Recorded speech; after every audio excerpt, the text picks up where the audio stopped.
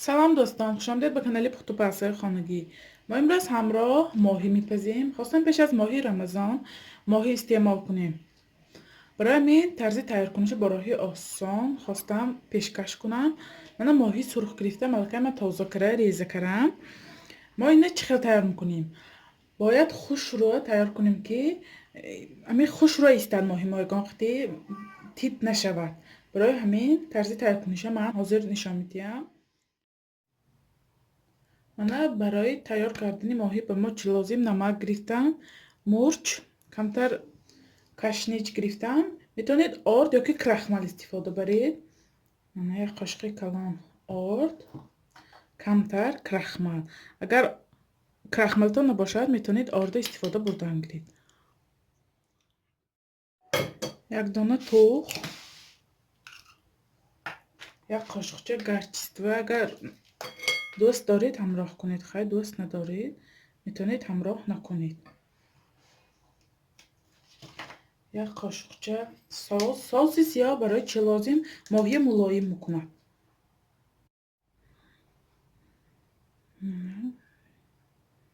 یک قاشق. میتونید روغنی رفتنی کنید یا که روغنی زیتون استفاده برید. من روغنی من زیتون استفاده برم. همیشه خوش رو آمیخته میکنیم. من ماهی دو تا طرفشه محصولاتی تیار کردم با زده میچینیم طبق به.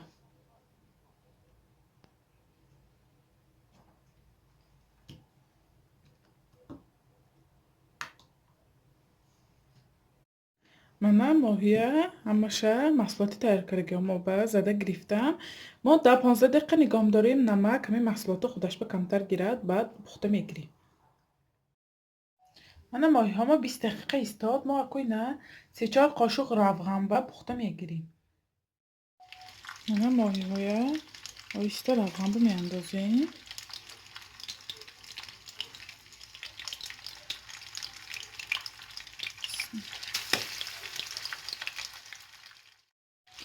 من همین طور علاوه پاست به سرخ کره میگیریم. من ماهی ها سرخ شد چکا میکنیم.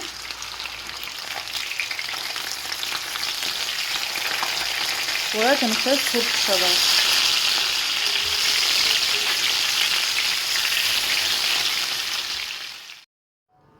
من چگونه میبینید ماهی های ما هم تیار شد. من بیاد سرخی به نور کردم برای آنکه خوش رو پزد. ما در نشه ریزه کردم بینیم در نش چخل آمده است. بسم الله الرحمن الرحیم. من پشتشم چخل سرخ.